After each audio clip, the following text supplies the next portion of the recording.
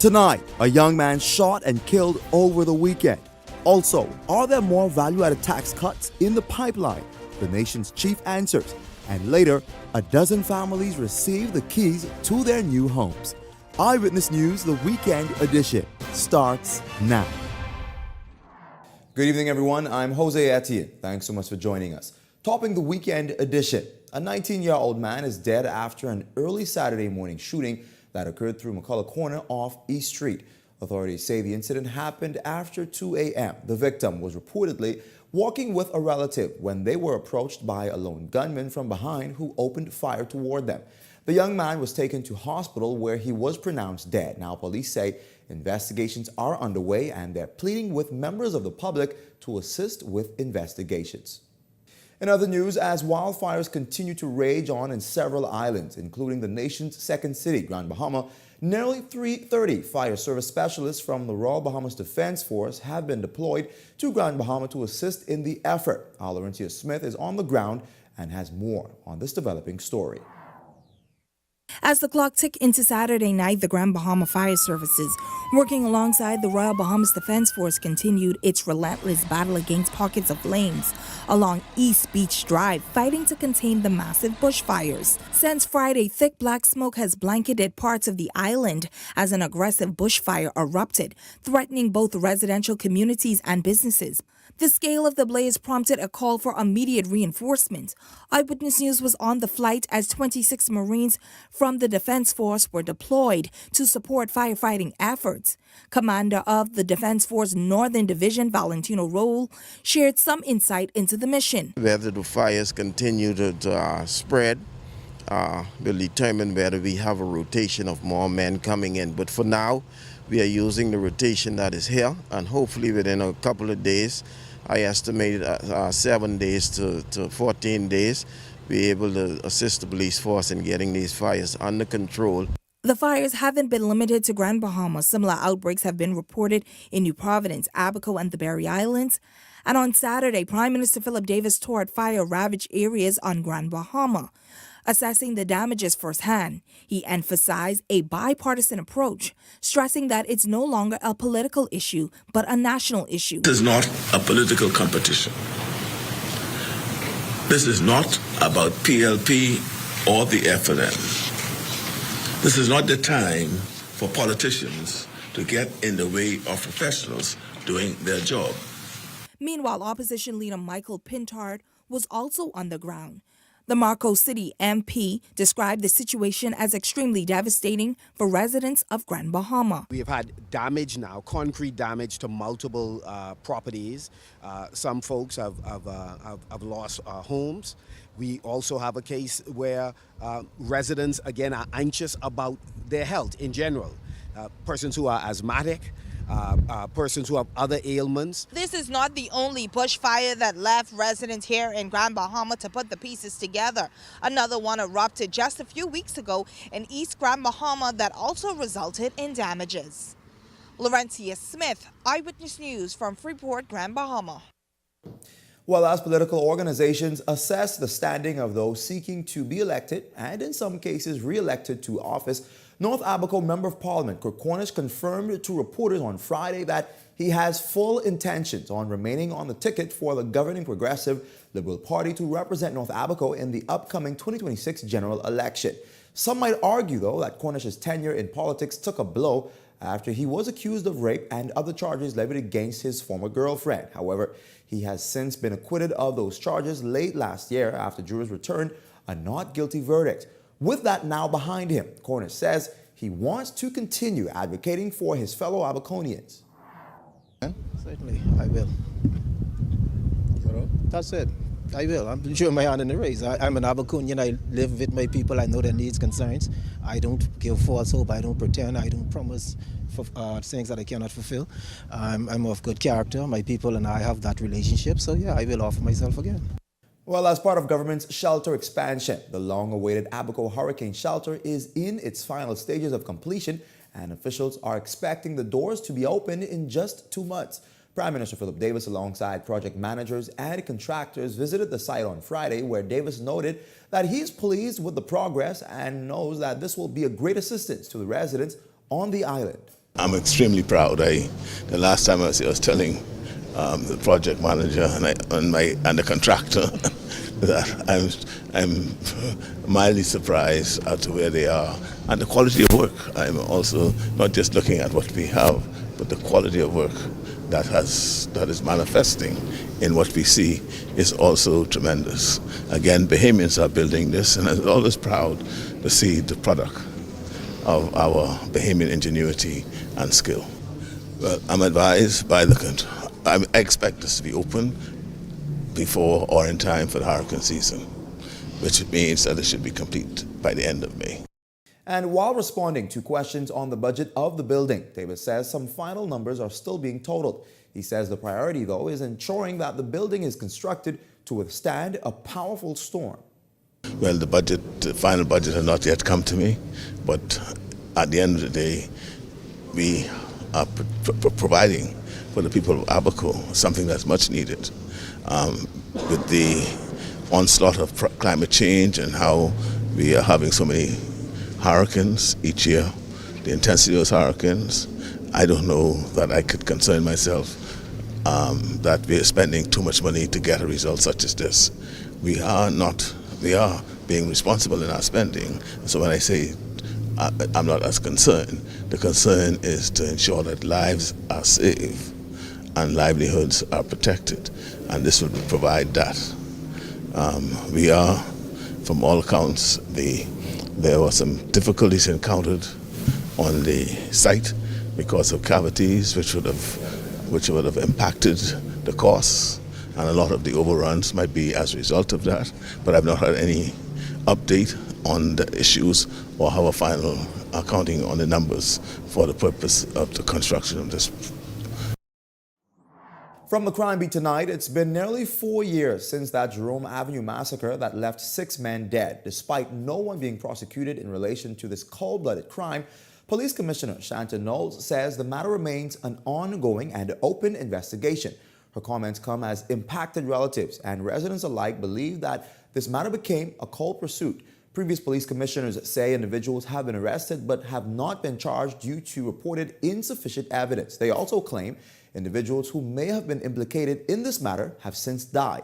While driving along Jerome Avenue on April 15, 2021, police say the 6 men were gunned down in a hail of bullets and the vehicle veered off the road into bushes. It's alleged that the victims had just left a local police station minutes away, that prompting public speculation about police involvement. However, officials have dismissed those speculations. 3 police chiefs later, the matter remains unsolved. Those matters are never closed.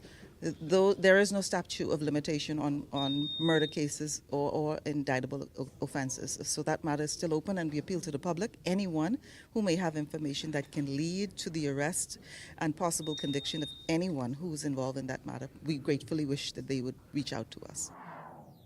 Police Commissioner Shanta Knowles also noting that investigations are still underway into the murders of Mario Brown and Quintero Arnett. Both victims are fathers who were shot and killed weeks ago in separate incidents. Their brutal killings captured on camera rattled the nation as many expressed concerns about a deepening gun crisis. However, to date, no one has been brought before the court in connection with those crimes. Those are still outstanding. Again, we appeal to members of the public, anyone, especially in those communities, who may have information that can assist us with these investigations. Our officers are on the ground, continuously looking into these matters, and we hope that we can bring closure to them. In news from the courts, 36-year-old Diallo Williamson, an inmate at the Bahamas Department of Correctional Services, picking up another murder charge over the weekend.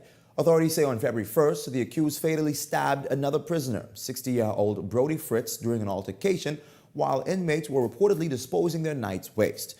Williamson was also charged with attempted murder as prosecutors say another inmate, Nakana Moss, also sustained serious injuries during the incident.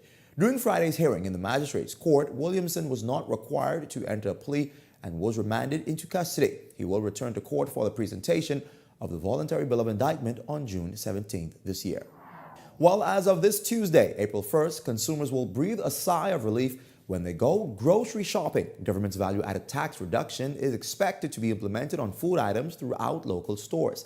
The decision comes as Prime Minister Philip Davis assured residents of a tax cut, noting that it's being done to address the economic pinch on residents' pockets. But consumers have maintained their calls for further reductions on a wider scope of items. To that, here's what Davis had to say.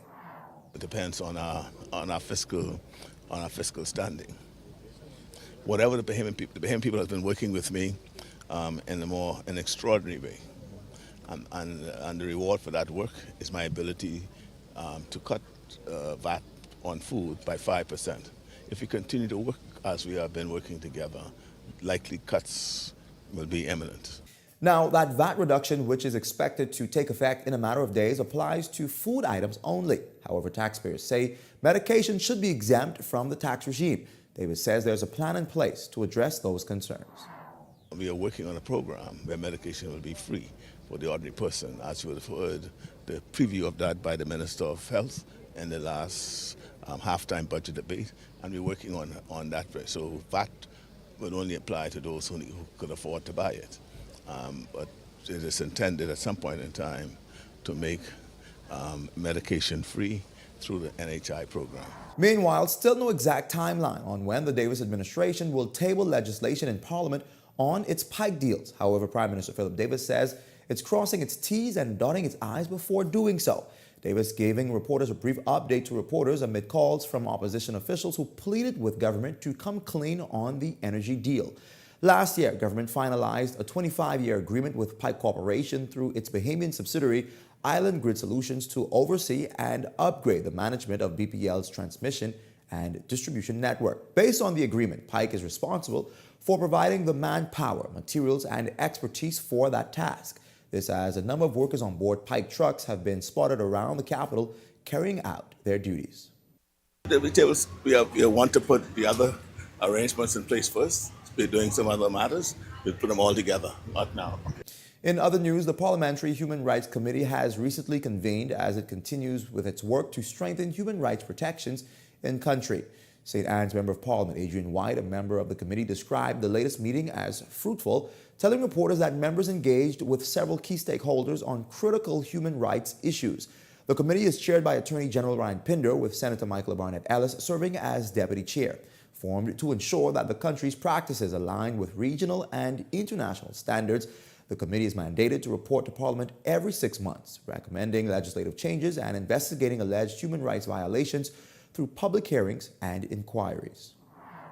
Consultation from a number of stakeholders in the human rights organizations here in the Bahamas, and we'll be getting started with work on that very shortly, but I think it was a productive meeting.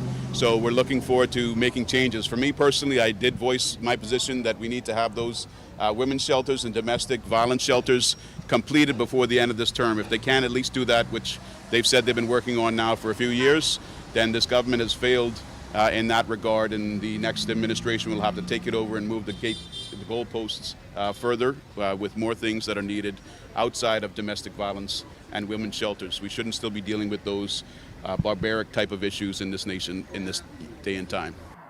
Well, if you've got a news tip or if you see news in the making, call the Eye on News hotline at 397-6397. We also invite you to send your letters to the editor for publication on all of our social media platforms at Eyewitness News Bahamas at gmail.com. And if you're watching on our Facebook or YouTube pages, share your thoughts about today's stories in the comments section below. We want to hear from you. And still to come tonight, officials hand over the keys to the country's newest homeowners. We've got more on that. And later, crawfish season is wrapping up. Fishermen say they have no complaints about how the season went. We've got more on those stories, but first, here's a check on tonight's weather forecast.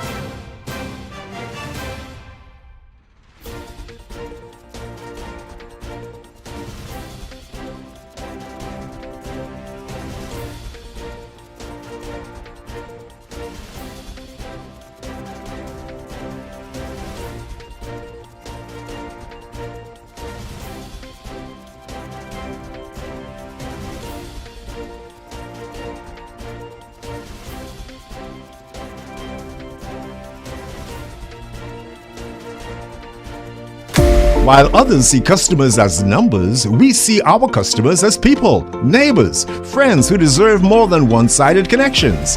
That's why we are redefining what real connection is by prioritizing our customers and showing our appreciation by putting our money where your loyalty is.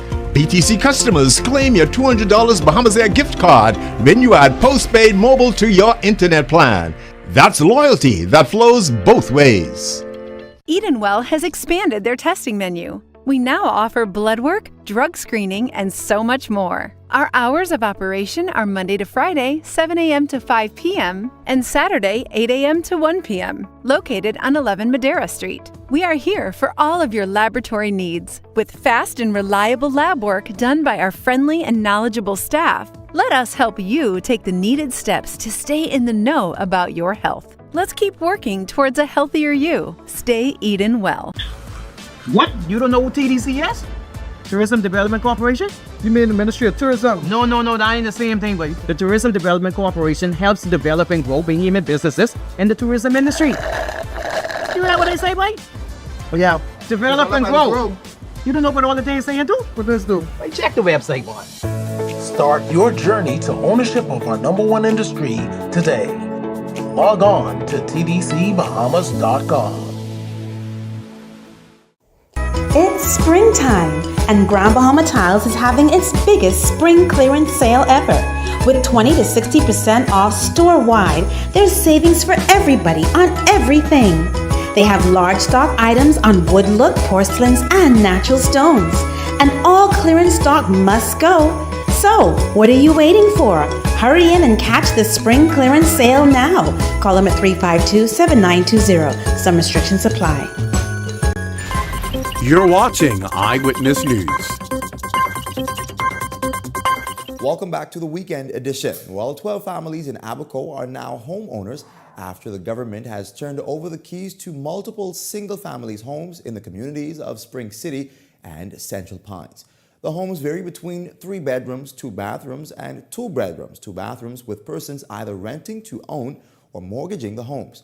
Prime Minister Philip Davis emphasizes that this step in government's housing program is another display of the importance to turn the dream of home ownership into a reality. I hope that keys that are being received will unlock more than your front doors. I pray they will unlock a real home, a safe space for you and your loved ones to grow, form lasting memories, and build generation wealth.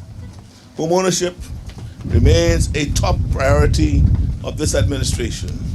Given the lack of new homes built throughout this nation prior to our term in office, and given the many homes destroyed by Dorian year in the northern Bahamas, our plans must be expanded to fulfill the demand for more accessible home ownership opportunities.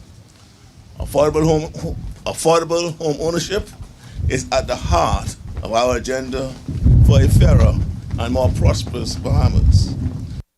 Minister of State for the Ministry of Housing and Urban Renewal, Lisa Raming, highlighting the progression government has made, according to her, into its housing initiative. And here's what is next. 6 in Ocean Hole, Eleuthera.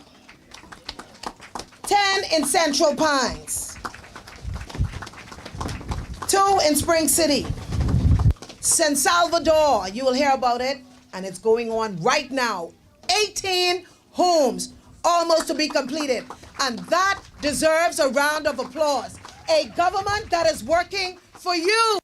Meanwhile, Environment Minister Vaughn Miller providing an update on the ongoing environmental cleanup efforts. This initiative is a part of the Davis administration's efforts to reduce pollution, as well as opportunities for criminals to discard weapons and illegal material within abandoned cars, houses, and overgrown spaces. Yes, we've done several areas. We were in Bricknock subdivision last weekend. We were in Dignity Gardens the weekend prior, and then 2 weekends prior to that, we were in the Excellence Estates 1 and 2 Elegance area. And then in the next, not this weekend, the following weekend, we'll be in another area that we'll announce shortly. And so it's a continuous effort that we really want. We want to drive it to persons to help us keep the environment clean. And so for me as the Minister of the Environment and as the Member of Parliament for the area, bringing the leadership initiative and to, like I said, to restore that mindset, to restore that attitude in us that we grew up with, that cleanliness is next to godliness. We want persons to take it serious and help us to keep our environment clean, and they can do so, each individual, by keeping their property, their premises clean. It'll go a long way to helping us collectively to achieve that goal. Miller also addressing the removal of multiple of coal-burning sites in the wake of the various fires igniting around the country.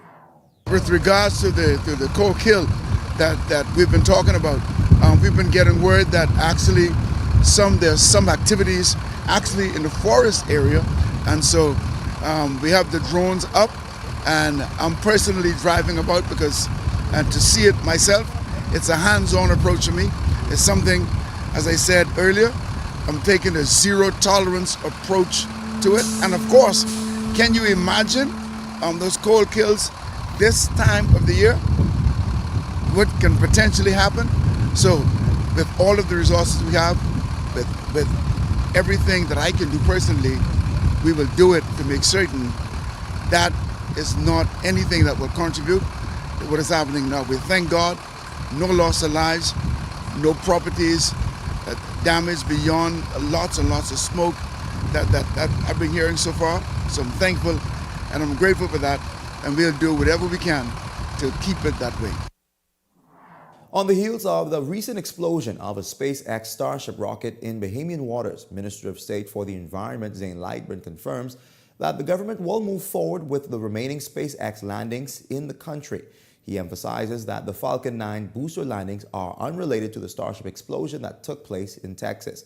Lightburn also responding to criticisms from former Minister of the Environment, Romuald Ferreira, who called for greater transparency on how much SpaceX will pay to clean up the debris from the incident. In a statement, government confirmed that 400 pounds of lightweight silica tiles were recovered near Ragged Island and are being shipped to the United States for disposal at SpaceX's expense.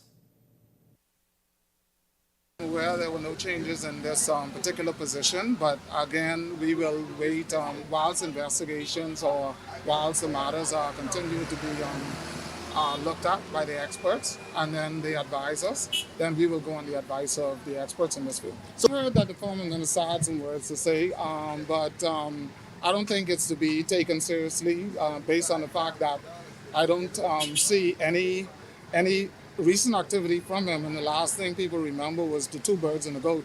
So we don't take it as a joke when we explore these aspects that can affect people's lives, and our administration will remain very serious with these type of things. So I don't really follow what the former minister would have had to say concerning any science, because his rhetoric recently, most remembered, wasn't based on any particular science. In other news, the crawfish season officially wraps up on Monday, March 31st. That's tomorrow. Bahamas Commercial Fishers Alliance President Adrian Larota tells Eyewitness News that members are pleased with the season and are optimistic about it being a profitable one. It was good in terms of harvest. The price for crawfish that fishermen have been getting is still less than desirable, but in economies of scale, I guess it could be considered reasonable. But a lot of the operators are able to basically recover from last year, with the last year's losses and lost yield. But so far, we haven't had a lot of complaints. While there were some fishers who did not do as well as others, and when we say did not do as well as others, they did not do nearly as well as other fish, as some fishers would have done. So, we shouldn't rest on our laurels and thinking that the entire industry has actually been doing well. Larota adds that as in years past, those in the industry have had little to no challenges regarding poaching by foreigners in Bahamian waters. And we've had no reports of poaching from foreign vessels, but we still have the encroachment on our fish, on our fish traps and all that, and condos by what I would call the occasional neighbor from the north, those recreational fishers, they're still doing what they do. And that will continue to be a problem for us. We hopefully that, we see how the government can have some negotiations on the U.S. side to stop that.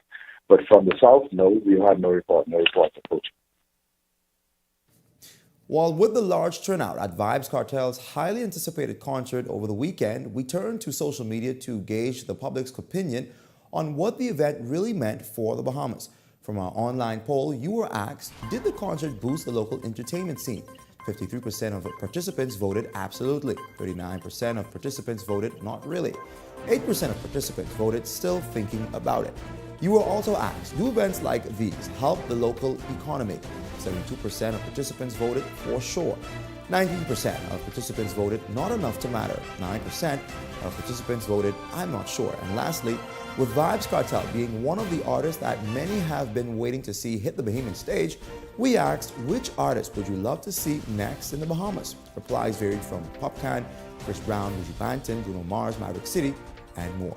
Be sure to tune into Eyewitness News to get the latest results from our daily polls. And coming up in tonight's Sunday feature, it's still International Women's Month, and in a moment, we'll hear from a woman who is defying the odds.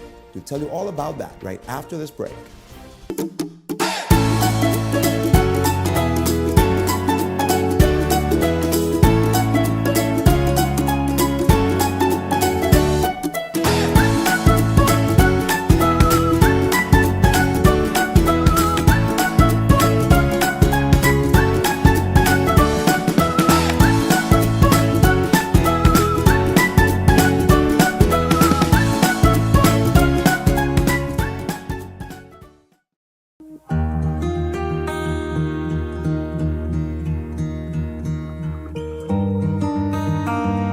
You work hard to provide for and protect the ones you love. However, life can present unexpected challenges. Who you call in times of need matters. Insurance Management is a Bahamian-owned company that has been serving our community for over 40 years, offering a wide range of coverage for all of your personal, professional, and commercial needs. When life happens, rest easy knowing that our skilled and experienced agents are there for you in your time of need, so that you can get back to what matters most. Insurance Management. Nobody does it better. Need a new car for your business? Well, EV Motors and the Bahamas Development Bank have some news for you. At the Bahamas Development Bank, we are committed to promoting Bahamian businesses and entrepreneurs. With our green lending program, businesses are able to access up to 100% financing to purchase electric vehicles for commercial and fleet use. We are so excited to partner with EV Motors for this initiative to encourage and empower business owners to drive green. If you haven't visited our dealership on Tonic Williams Starling Highway as yet, we have a wide variety of brand new EVs from some of your favorite brands, like Toyota, BYD, and Mercedes-Benz. As the official distributor of Kerry commercial vehicles, we offer a selection of high-performance commercial EVs. Currently, you can purchase the Kerry Cargo Van and the Kerry Elephant Truck, and soon, flatbeds and box trucks for all your business needs. To access up to 100% financing to purchase an EV for your business, you will need to provide us with a few documents: the business plan or executive summary, business license, historical financials, relevant KYC documents, and the vehicle and insurance quote. With an interest rate of 6.75% and a repayment period of up to 8 years, you don't want to miss this fantastic opportunity. To apply, visit our website today at bahamasdevelopmentbank.com or give us a call at 702-5700. You're watching Eyewitness News. Welcome back. Well, even though the month of March, set aside for International Women's Month, is winding down, there is still time to celebrate the achievements and stories of remarkable women around the world. Tonight, we turn our focus to celebrated artist Lynn Parodi, known for her bright and captivating works, as she continues to break barriers and inspire the next generation. Our Delano Roker has the details in this feature. Born and raised in the Bahamas, Lynn Parodi's journey as an artist began in childhood, shaped by the vibrant culture, colors, and natural beauty of her island home. Growing up in the Bahamas and visiting the family islands, particularly Eleuthera and Exuma, my father was a marine mechanic, which meant that he always had a boat or two lying around that he was fixing up, and we would just be put in the boat and taken on these like 2-week long excursions. And he was very kindly allowed to use a key called Mather's Key, which was in Exuma, and we would be the only people on this key, our family living in this tent structure that was there and bathing in rainwater and hanging out with the flamingos and the peacocks, literally complete idyllic sort of setting. I think that is ingrained in me, this appreciation, but also respect for the power and the beauty of nature, of untouched nature. As her passion for art blossomed, Parodi pursued formal studies and eventually showcased her work in galleries around the world, blending Bahamian roots with contemporary themes. As a woman, she says, her creative path is fueled by the influence of female artisans and her desire to be a source of inspiration for others. Also, empowered by the younger generation that I see around me.